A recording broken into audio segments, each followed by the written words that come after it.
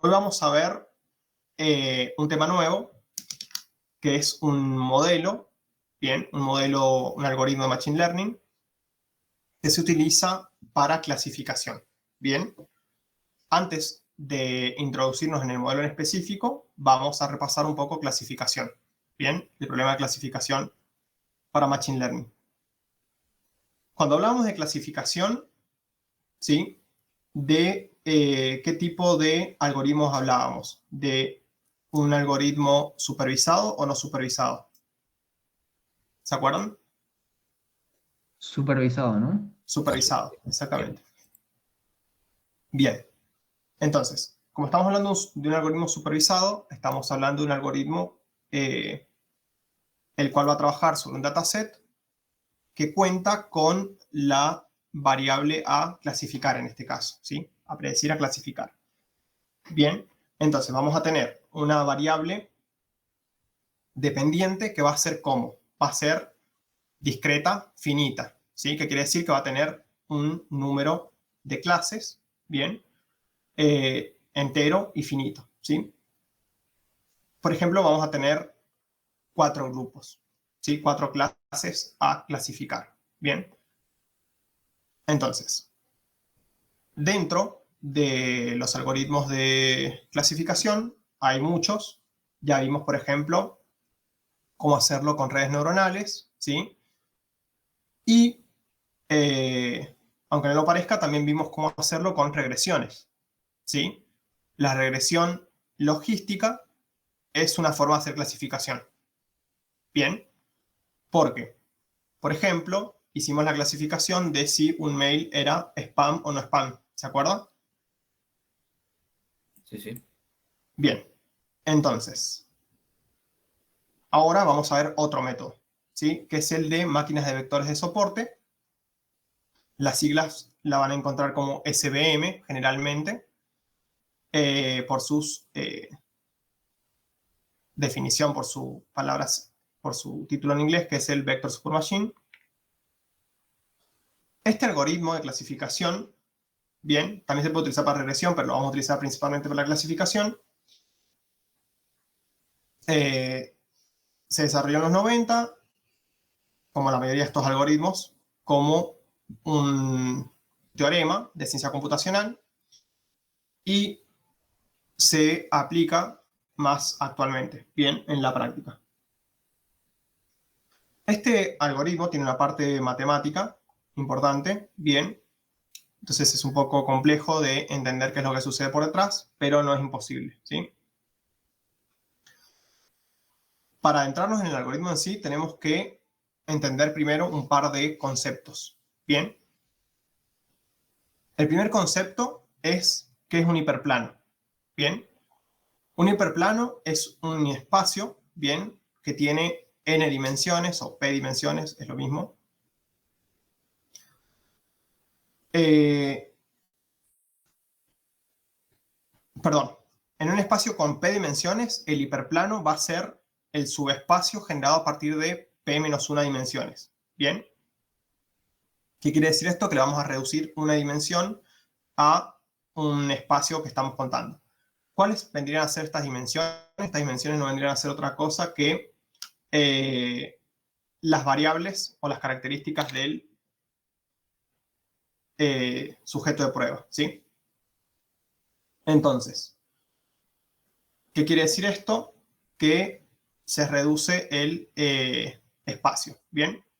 Entonces, en un espacio de 2 dimensiones, el hiperplano va a ser un subespacio de una dimensión, ¿bien? Porque es p menos una dimensión, es decir, una recta.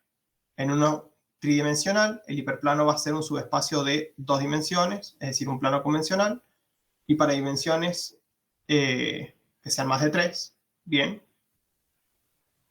es un poco complejo de visualizar gráficamente porque no vamos a graficar más de 3 dimensiones, pero el concepto sigue funcionando, ¿sí? Entonces, ¿cómo se hace esto de transformar un espacio de n dimensiones a n-1 dimensiones? Bueno, hay varias formas, ¿bien? Supongamos que tenemos este espacio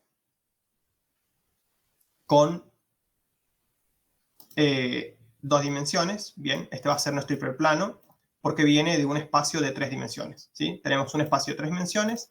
Si lo queremos transformar en un hiperplano, el hiperplano resultante va a ser este espacio de 2 dimensiones. ¿Sí? Tiene un origen, 1 y 2 dimensiones. Bien, ya vamos a ver por qué es igual a 0. Entonces, tenemos 3 parámetros, beta 0, beta 1 y beta 2, para todos los pares de valores x1 y x2, que son mis dos dimensiones restantes. Bien, para todos los valores de estas dos dimensiones que igualen esta función a 0, vamos a decir que están parados sobre el hiperplano. Bien, ¿por qué? Porque están parados sobre la función. Bien, en este caso no es una recta, sino que es una función. Esta ecuación la podemos generalizar, obviamente, para n dimensiones. Bien, siempre que tengamos un espacio de n dimensiones, si los reducimos a una dimensión menos, bien, vamos a tener el hiperplano, y si lo igualamos esa función a 0, mejor dicho, para los valores que esa función sea igual a 0, va a significar que estamos sobre el hiperplano. Bien. De esta manera, todos los puntos definidos por este vector, bien, que son los que cumplen la ecuación, van a pertenecer al hiperplano. ¿Sí? Cuando no satisfagan esta ecuación, es decir, que estén o por encima o por debajo, bien, yo pongo valores, si pongo valores de cada variable y estoy en el resultante por encima o por debajo de la ecuación, significa que estoy por encima o por debajo del hiperplano. Bien, entonces, a este hiperplano lo podemos entender como un espacio, bien, que divide, mejor dicho, como un plano que divide el espacio en dos mitades. Bien, de esta forma. Acá tenemos un espacio bidimensional, bien, con dos dimensiones, altura y anchura, podemos decir, o una variable y una variable x, o x1 o x2, como le queramos decir, y un hiperplano que, como dijimos, va a ser una recta porque tiene una dimensión menos, bien, es decir, esto tiene un beta 0, que es el origen, y una pendiente y un x1, bien, tiene una dimensión menos que el total. ¿Qué quiere decir esto? Para todos los valores de x1, que el resultado de la función sea igual a 0, va a significar que están parados sobre esta recta que es el hiperplano. Bien, ¿cuál es la función y por qué nos interesa saber esto de qué es el hiperplano? Básicamente porque con este concepto podemos dividir un grupo en dos. Bien, es decir, tenemos un grupo de observaciones con n dimensiones, es decir, n características, n variables que lo definen. Bien, y en base a todas esas variables nosotros podemos calcular un hiperplano. Bien, una vez que tenemos calculado ese hiperplano, esta función que viene a definir esta recta, nosotros podemos calcular en qué espacio, en qué mitad se va a parar cada observación. ¿Sí? Por ejemplo, si tengo un punto ubicado en este espacio, ¿bien? ¿Qué va a significar esto? Que para ese punto, todas sus características ubicadas en la función me van a dar que es, bueno, sería en este caso, me va a dar que es mayor que 0. ¿Sí? Por lo tanto, se va a ubicar en este lado del hiperplano. ¿Y qué quiere decir eso también? Básicamente que va a pertenecer a este grupo, a esta clase y no a esta. ¿Sí? ¿Qué quiere decir esto? Que si yo tengo, vamos al ejemplo de siempre, animales con n variables que los definen. Bien, y yo quiero clasificarlos en distintas especies. ¿Sí? Simplemente pongo las características, yo ya definí mi hiperplano, pongo los valores de sus características acá, y en base a eso me va a decir si es, por ejemplo, un perro o un gato. ¿Bien? ¿Sí? Entonces me permite dividir en dos grupos, una observación, si pertenece a uno o al otro. ¿Bien? Eso lo conocemos como clasificación binaria empleando un hiperplano. ¿Bien? Hasta acá, todo bien, ¿no? ¿Hasta acá me siguen? ¿Se entienden? Bien. Entonces, como disponemos de n observaciones, cada una con p predictores, cuya variable de respuesta tiene dos niveles posibles. De acá en adelante que los vamos a identificar como +1 y -1. Se pueden emplear hiperplanos para construir un clasificador que permita predecir a qué grupo pertenece cada observación. Bien, es básicamente lo que les acabo de explicar. Entonces, va a haber casos perfectamente separables linealmente, ¿sí? Como estos dos. Acá aclaración, como yo sé a priori a qué grupo pertenece cada observación, porque es un algoritmo porque es un algoritmo supervisado, bien, entonces yo sé el resultado de cada observación, sé a priori a qué clase pertenecen. Yo ya sé a qué, lo que quiero decir es que como sé a qué clase pertenecen, por eso pueden estar pintados así, bien. Entonces sé que son perfectamente separables, bien. Se pueden hacer n hiperplanos de separación que distinga a cada grupo del otro, bien. El cálculo que se le hace es el que acabo de explicar, bien. Si nos da que las características sobre la función del hiperplano hacen que sea mayor a 0, podemos considerar que el grupo o la clase de esa observación y es igual a 1, y si da que está por debajo, podemos decir que es -1. Bien. Es decir, pertenece a una clase o a la otra. No siempre va a ser perfectamente separable un grupo del otro. Bien. Nos puede pasar cosas como estas, bien, donde ya no es, quizás acá sigue siendo claro, pero nos pueden pasar cosas como estas, bien, donde ya no se puede trazar una recta que divida perfectamente a un grupo del otro. Bien, ¿y qué va a pasar acá?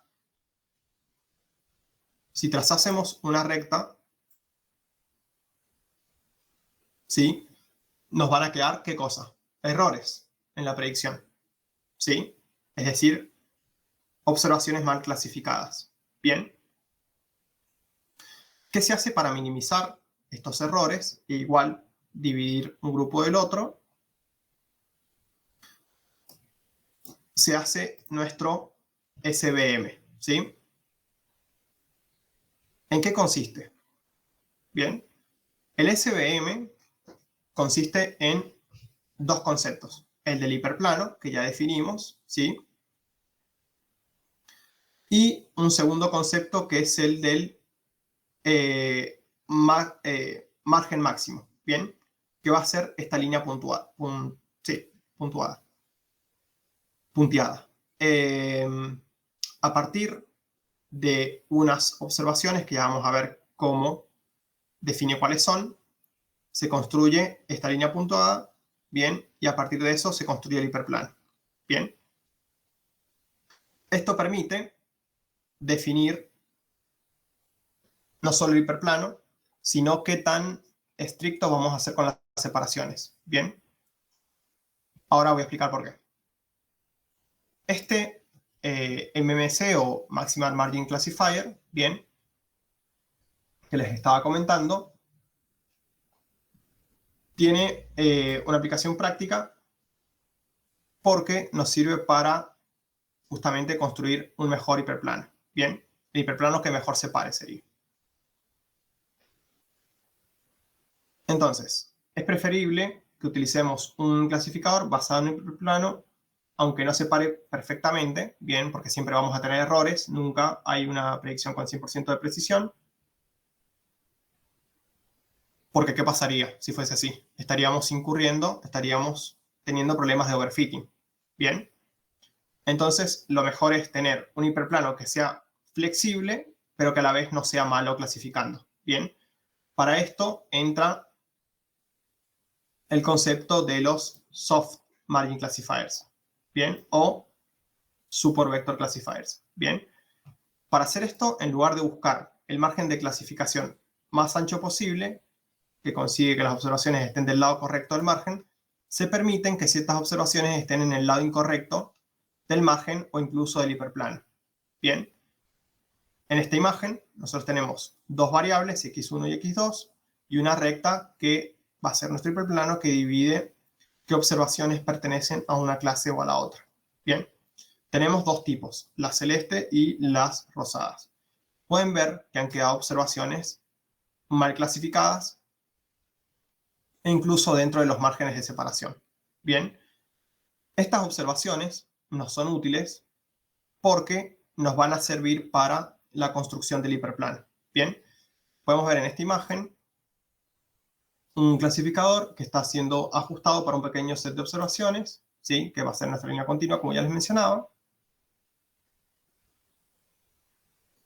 Bien, y podemos ver observaciones que están dentro del margen. Lo que nos sirve de acá es que todas las observaciones que, estando dentro o fuera del margen, se encuentren del lado incorrecto y que se corresponden a observaciones de entrenamiento mal clasificadas. Bien, entonces, la identificación del hiperplano que clasifique correctamente la mayoría de las observaciones, a excepción de unas pocas, es un problema de optimización convexa. ¿Qué quiere decir esto? Que vamos a tener que optimizar los parámetros, bien, en este caso, qué tan estrictos queremos ser con este margen o qué tan flexibles, para maximizar la precisión, bien, pero sin llegar a hacer overfitting, bien. Entonces, este hiperparámetro que vamos a introducir, que se llama C, controla el número y la severidad de las observaciones que violan este margen, bien, y también del hiperplano. Entonces, ¿qué quiere decir esto? Que C va a ser nuestro hiperparámetro de flexibilidad, bien, va a decir, va a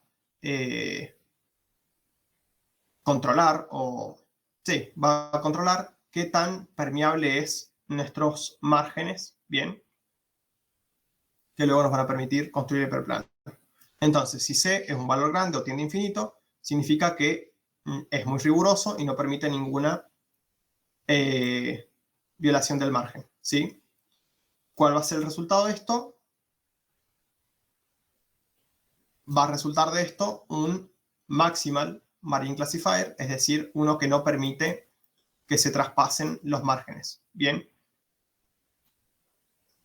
Entonces, por el contrario, cuanto menor sea el valor de C, menos se van a penalizar los errores y más observaciones pueden estar del lado incorrecto del margen o incluso el hiperplano. Entonces, vuelvo a mencionar, ¿qué va a hacer C? Se va a hacer el hiperparámetro encargado, perdón, de controlar el balance entre vallas o sesgo y varianza. Bien, en la práctica ya vamos a ver cómo se calcula, cómo se define, se lo hace mediante validación cruzada. ¿Sí? ¿Qué quiere decir esto? Que vamos a probar distintas combinaciones de este hiperparámetro. Lo importante de acá es que sepamos qué hace, para qué sirve. ¿Sí? Entonces C va a ser nuestro hiperparámetro de regulación de qué tan flexible o qué tan riguroso son nuestros márgenes. Bien. Hacerlo más rígido, es decir, más riguroso, que va a devolverme un modelo más sesgado. Bien, un modelo menos preciso para futuras observaciones. Bien, porque se está basando en las que tiene y está sobreajustando. Por el contrario, uno menos riguroso, uno más flexible, va a hacer que esté menos sesgado. ¿Por qué? Porque permite el análisis de valores atípicos quizás, ¿bien? Por lo tanto, va a tener menos sesgo ante futuros también valores un poco atípicos, ¿bien? Pero va a tener un poco más de varianza. ¿Bien? ¿Qué quiere decir eso? Que es un poco más susceptible a errores. Entonces, tenemos que compensar entre estos dos problemas y elegir el punto donde C sea óptimo. ¿Bien? Es decir, donde se maximice la precisión y sí, básicamente donde se maximice la precisión. Después vamos a ver que hay más hiperparámetros para compensar también todos los problemas. Entonces, este proceso tiene la peculiaridad de que son las observaciones que se encuentran justo en el margen o que lo traspasan, influyen sobre el hiperplano. Bien, esto es lo que les mencionaba recién. Las observaciones que están tanto sobre el margen como en las que lo traspasan son las que terminan construyendo el hiperplano. Bien, esos van a ser nuestros famosos vectores de soporte, ¿sí? Estos van a ser las observaciones que construyen el hiperplano. El resto, que están donde corresponden, como por ejemplo el 10 del grupo celeste, o el 3, el 4, el 5 y el 6 del grupo rojo, están bien clasificadas, pero no hacen a la construcción del hiperplano. Bien, entonces, otra cosa que me faltó mencionar es que este parámetro C va a también definir qué tan ancho o qué tan angosto es este margen, ¿sí? Mientras más angosto sea, mientras más pegado esté a la recta del hiperplano, obviamente va a haber menos vectores de soporte que lo construyan, ¿sí? ¿Por qué? Porque, por ejemplo, va a dejar de incluir al 7, al 9 y al 2, ¿sí? Si fuese más angosta. Y si tiende a infinito, va a tender también a ser igual al hiperplano, ¿sí? Los márgenes. Por lo tanto, va a estar construido con cada vez menos vectores de soporte, va a estar construido con solo los que lo traspasan, ¿sí? Bien. Otra propiedad importante que deriva de que el hiperplano dependa únicamente de una pequeña proporción de observaciones, es decir, de estos vectores de soporte que les mencionaba recién, es su robustez frente a observaciones muy alejadas del hiperplano. Bien. Ahí menciona otro método, bien, pero no viene al caso. Entonces, ustedes se preguntarán, bueno, no siempre vamos a tener solo dos variables, bien, vamos a tener n, ¿cómo se comporta para n variables? Bien, como les mencionaba recién, el hiperplano trabaja en una dimensión menos que el espacio de búsqueda. Por ejemplo, acá ustedes pueden observar dos variables, bien, una simplificación de dos variables de observaciones.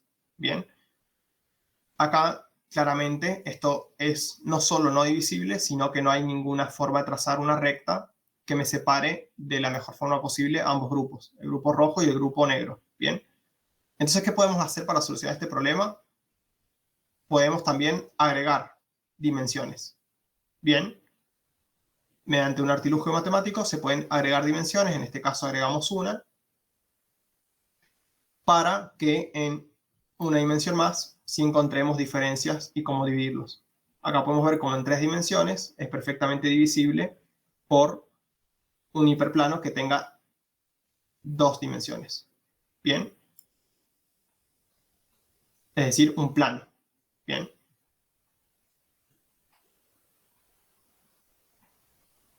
Acá sucede exactamente lo mismo. Acá no se puede trazar ninguna recta, pero si elevamos esto a una tercera dimensión, podemos trazar un plano que sí los delimita perfectamente. Bien. Ahora, ¿cómo se hace esto? El algoritmo lo hace por nosotros. Bien, hay distintas formas de hacerlo. Al aumento de dimensión, estos aumentos de dimensión los vamos a conocer como kernels. Bien, a estos procedimientos para aumentar dimensiones. ¿Sí? Tenemos el kernel lineal. Simplemente la dimensión que se agrega es multiplicando las dimensiones existentes. Sí, bastante simple. Sí, tengo dos variables. Si multiplico estas dos variables, obtengo una tercera llamada k, que va a ser la multiplicación de las otras dos. Bien. De la misma forma tenemos kernels polinómicos. Bien. Acá lo que se introducen son nuevos parámetros. Por ejemplo, el d y el c. ¿Sí?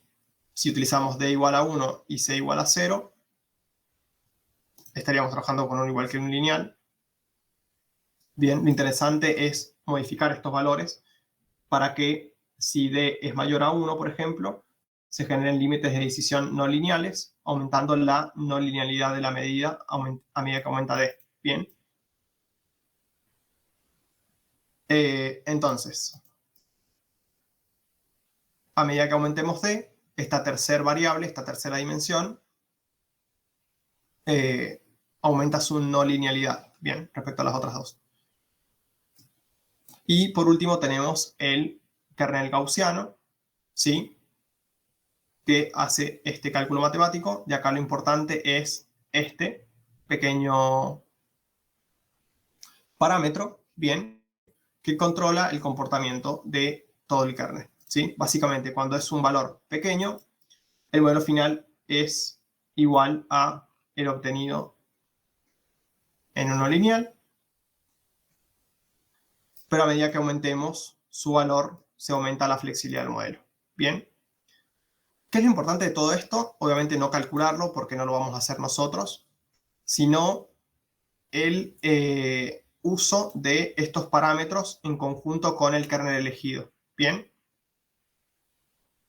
Por lo general vamos a utilizar este. ¿Parámetros o hiperparámetros? Perdón, que pregunte. Estos son parámetros de la función. Bien. Ajá. También les podemos decir son el gamma y el C. ¿Los hiperparámetros son el gamma y el C? Sí. A ver, son parámetros. Buena aclaración. Son parámetros de esta función. A la vez van a ser hiperparámetros del modelo que vamos a hacer más adelante. Eso es lo que iba. En conjunto con la elección del kernel, bien, del modelo de aumento de dimensiones, también elegimos el valor del hiperparámetro. Bien, obviamente si elegimos este polinómico, vamos a tener la D, bien, y la C. Por el contrario, si elegimos el gaussiano, vamos a tener este para elegir. ¿Me explico? Y acá, bueno, explica para qué sirven determinados valores del parámetro. Bien, entonces, como mencionaba recién, a mayores valores de, creo que es gamma mayor flexibilidad del modelo, ¿sí?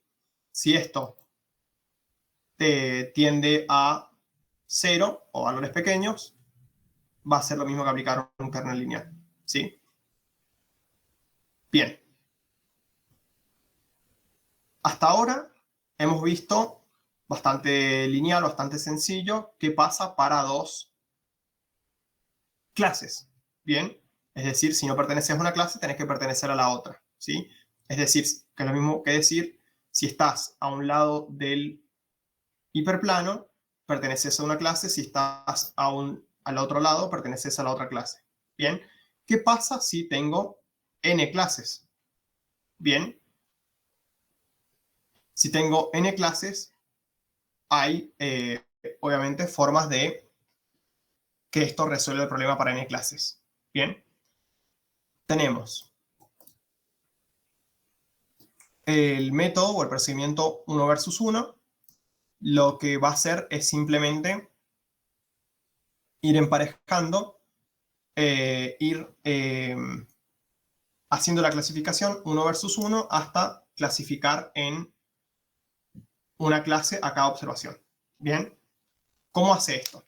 Básicamente va a agarrar dos, vamos a suponer que tiene tres. Vamos a un ejemplo acá. Vamos a suponer que tiene tres clases. Bien, va a agarrar primero dos, bien, todas las observaciones, y va a preguntar, ¿perteneces a esta clase o a esta otra? Bien, y así luego va a cambiar esta por la que dejó afuera de la primera clasificación y lo va a volver a hacer, ¿sí? De esta forma va a ir clasificando las observaciones. Bien, ahí lo vemos. Entonces, la estrategia consiste en generar K por K-1 sobre 2 clasificaciones comparando todos los posibles pares de clases. Bien, Para generar una predicción se emplean cada uno de estos clasificadores registrando el número de veces de la observación asignada a cada una de las clases. Bien, finalmente se considera la observación perteneciente a la clase que fue asignada con más frecuencias. Para 3 es bastante sencillo, para 3 clases, porque por ejemplo, en un primer versus hace la clase 1 contra la clase 2. Dada una observación, dice que va a pertenecer a la clase 1. Bien, cuando haga clase 1 versus clase 3, si la misma observación vuelve a pertenecer a la clase 1, claramente va a ser clase 1. ¿Por qué? Porque fue clase 1 en ambas clasificaciones. Bien, lo mismo para cada una. ¿Me explico? Se pone interesante, obviamente, para n clases, porque tiene más sentido el 1 versus 1. Bien. Entonces, va contando cuántas veces perteneciste a una clase a la que tengas mayor frecuencia de haber pertenecido, te va a asignar. Bien. Bastante simple. ¿Cuál es la ventaja de esto? Es que hace justamente un montón de clasificaciones. Bien, porque tiene que ir una versus una probando y asignándoles clase, ¿sí? ¿Queda claro por qué es así?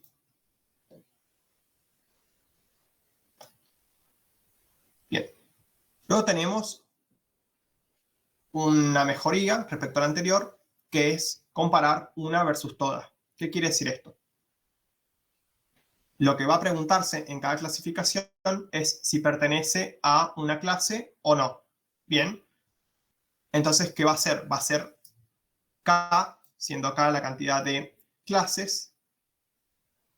clasificaciones, preguntándose por cada clase si pertenece a esa clase o no.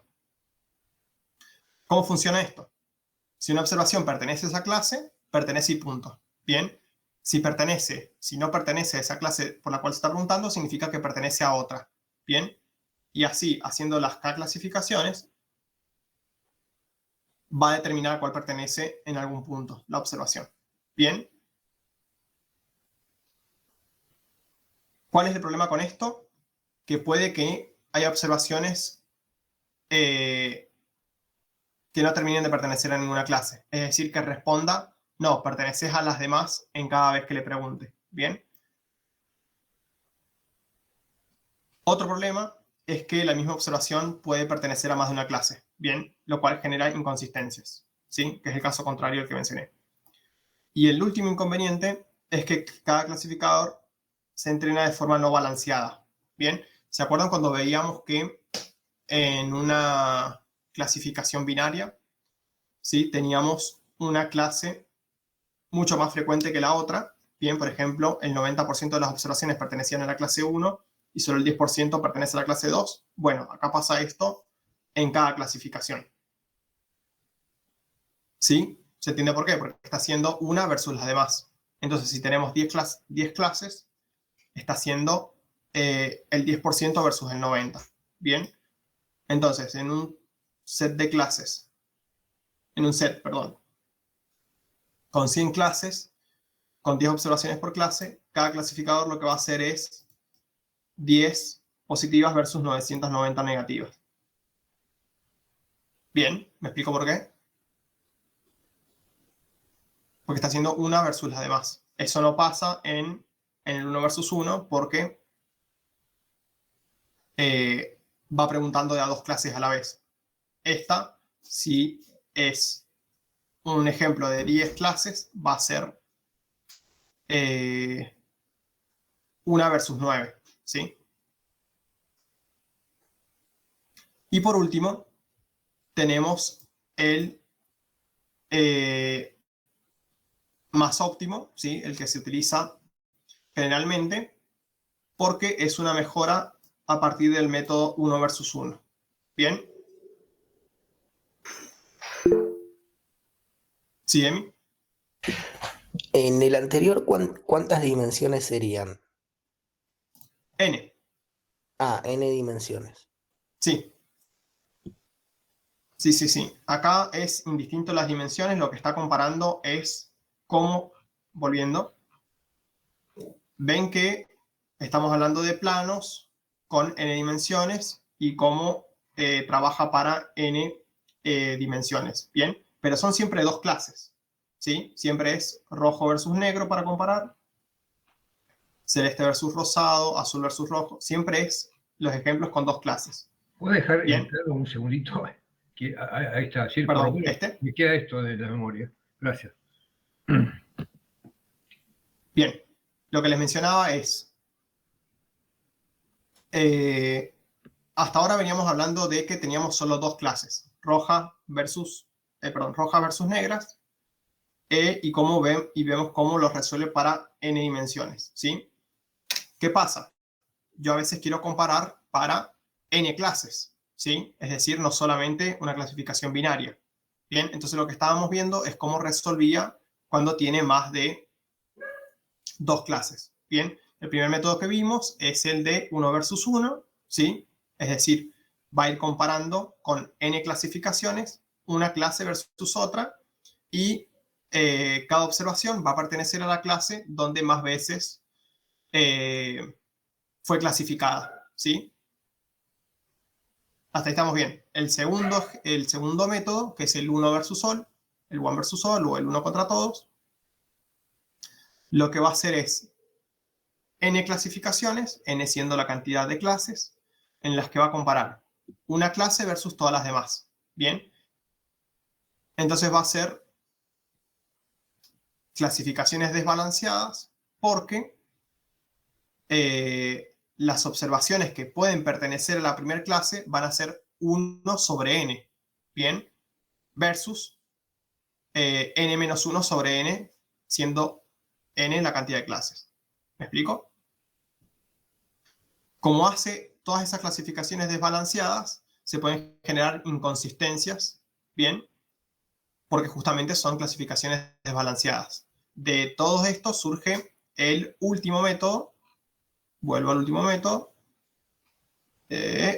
Acá está. El último método que parte de la teoría del primero, del 1 versus 1, pero le agrega un extra para hacerlo más óptimo, ¿sí? ¿Qué es lo que hace? Básicamente hace clasificaciones dirigidas, ¿bien? Bajo la lógica de que si vos perteneces, vamos a suponer un ejemplo con 4 clases, A, B, C y D, y 6 clasificadores entrenados para cada clase posible. ¿Bien? ¿Por qué 6?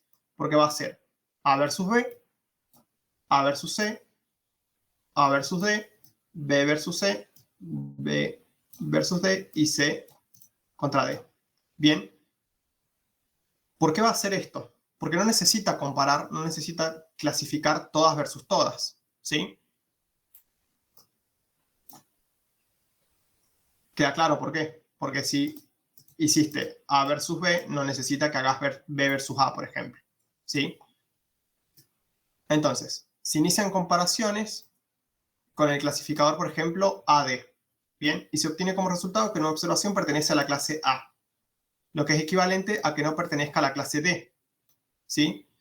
Una vez que sabe esto es lógica pura, una vez que sabe esto, con esta información puede excluir todas las comparaciones que contengan la clase D, puesto que se sabe que no pertenece a este grupo, ¿sí?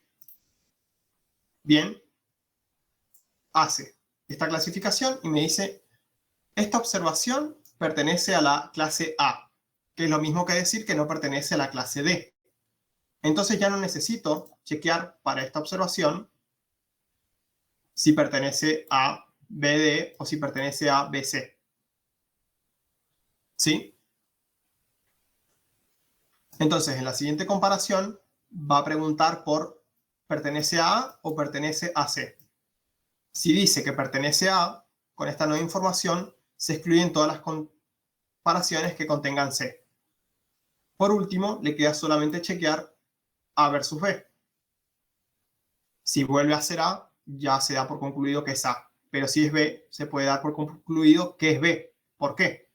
porque ya dijo que no pertenece a C y ya dijo que no pertenece a D. Y en esta última dice que no pertenece a A. Entonces ya no necesita chequear más. Puede concluir que pertenece a B. Bien, si en esta estrategia, en lugar de emplear 6 clasificadores, como hubiese hecho un 1 versus 1, solo ha sido necesario emplear 3. Bien, entonces, este clasificador acíclico dirigido tiene las mismas ventajas que el método 1 versus 1, pero mejora el rendimiento. ¿Por qué? Porque, empleando la lógica, se dieron cuenta que no necesita hacer todos los chequeos, solo necesita hacer los que son clave, ¿sí? Simplemente se ahorra redundancias. Bien. Si quieren doy otro ejemplo. ¿Me explico cómo funciona? Sí, sí. Sí, sí, sí. Entonces, ¿por qué termina siendo el método más usado? Básicamente porque es más consistente, a diferencia del one versus all. Bien, y a la vez es más eficiente, es decir, menos costoso que el 1 contra 1. Bien, porque hace menos clasificaciones. Bien. Este algoritmo tiene sus problemas. Bien. El principal es el coste computacional. ¿Sí? ¿Por qué? Porque no solo está haciendo muchas clasificaciones a la vez, sino que además tiene que hacer cálculos matemáticos como el aumento de dimensiones mediante el uso de kernels. Bien, cuando hace esto está haciendo una función matemática, acá está,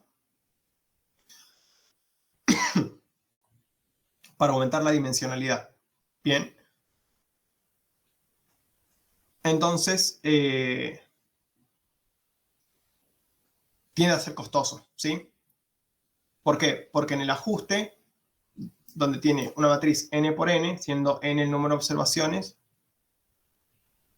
se tiende muy costoso porque está haciendo un bucle muy largo, ¿sí? Por esta razón,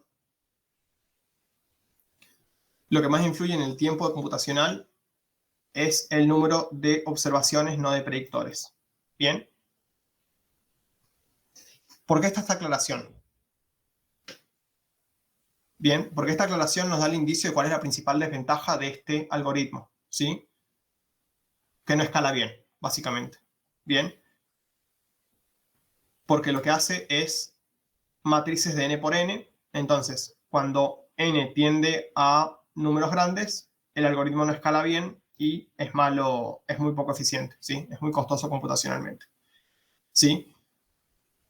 ¿Qué es lo que nos va a pasar? Que cuando queramos usar forzosamente este algoritmo y el dataset sea grande, no por cantidad de columnas, sino por cantidad de observaciones, vamos a ver que la máquina se nos va a quedar pensando